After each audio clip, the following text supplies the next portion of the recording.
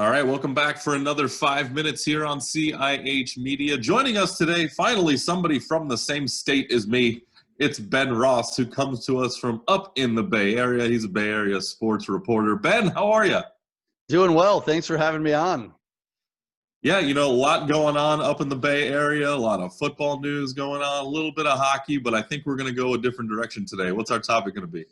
Yeah, we're talking Golden State Warriors, with the season getting close to starting, and we've got a couple of scheduled games, at least that we know of, opening day and Christmas. And obviously the Warriors have had a very busy and eventful offseason. So going to talk about Steph Curry and the Dubs. Never a dull moment with them, even when they had, not the greatest of seasons last year. But let's take a look at what the Warriors have done this offseason. We'll put 5 minutes on the clock. Here we go. Last year, obviously very rough for them for obvious reasons. It was just an injury-depleted squad, and there's not much you can do if you don't have the big guns there. They won 15 games last year, which is the second lowest total in franchise history. Yes, 17 games short of a full regular season. We understand that, but still, they did what they could to get through it, and then this offseason went and happened.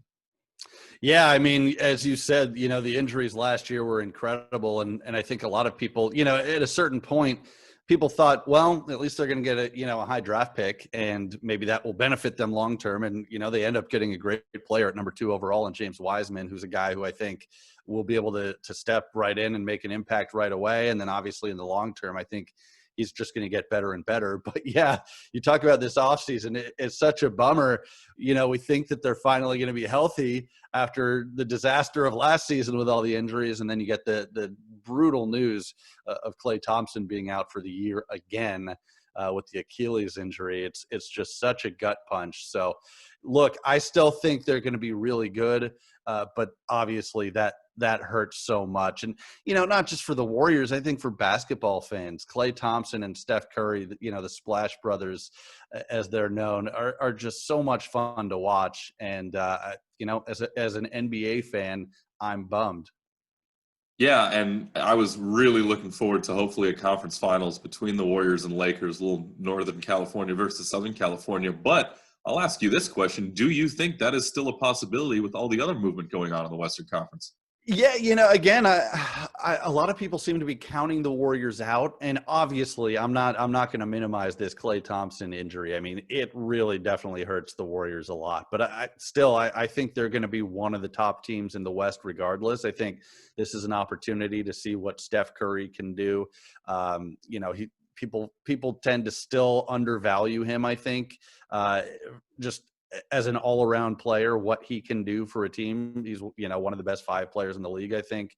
Draymond Green coming back, Andrew Wiggins, the addition of Kelly Oubre, I think, is going to help a lot. And as I mentioned, James Wiseman, who they get number 2 overall in the draft. And, I think he's going to make his presence felt on both ends of the floor right away. I don't know if they're going to play him a ton at the beginning, but, and whatever minutes he does get, he's athletic.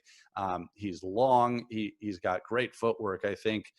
I still think this is one of the most talented teams in the West. And as you said, it's going to be interesting to watch because there's been a ton of movement in the Western Conference and in the league in general.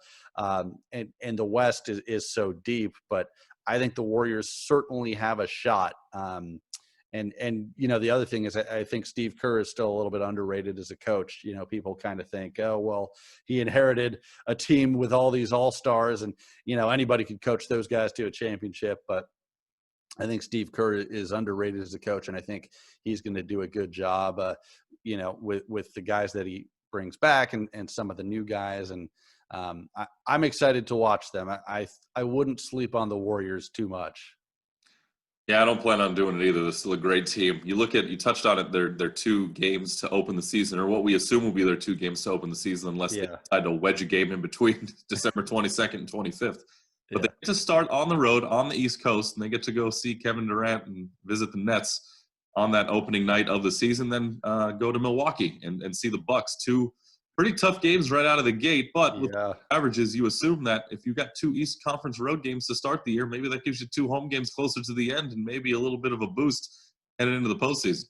Yeah, it's funny. I was talking to my mom about the travel right to begin with. And because in baseball, what we saw this year was the regional matchups. They didn't play anyone outside of their division. And right off the bat, I guess that's not happening in the NBA. They're sending the Warriors to Brooklyn to start things off all the way across the country. But talk about a couple of really fun matchups to start the year. I mean, as you said, Kevin Durant going against his old team.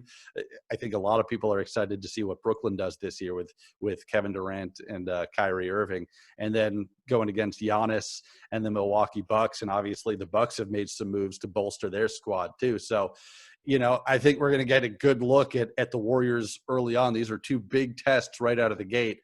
We'll know a lot about this team and if they're able to compete with some of the best in the league right off the bat. Yeah, you're looking at two of probably the top three teams in the Eastern Conference. And then on the other side, it just makes me believe they're going to jam a Lakers game in there right after they have to go to Milwaukee or something. Sure. Stick it to them a little bit. Yeah. A couple seconds left, but real quick, I want to get your assessment. How do you think the 2020-2021 season shapes up for Golden State? I'm telling you, man, I think they're going to be really good. I know the Klay Thompson injury hurts, but I think Andrew Wiggins and Kelly Oubre are going to make a big impact along with Steph Curry and Draymond Green and James Wiseman. And then some of the younger guys coming off the bench that got a lot of playing time last year, guys like Eric Paschall, just because of all the injuries. I think they're going to be one of the top 3 or 4 teams in the West. I could see them winning around, 55 games, being a serious contender. And I think the Lakers are the favorites, and I don't see the Warriors making it to the finals, but I wouldn't be stunned. Let's put it that way. So I think that they are still very much a contender in the West. And I tend to agree with you. You can catch Ben Ross hosting the Believe in Oakland A's podcast on the Believe Podcast Network. Check that out wherever you listen to your podcast. Ben, thanks so much for taking the time. Hopefully we'll talk to you soon, and happy holidays. Yeah, you too. A lot of fun. Thank you for having me on.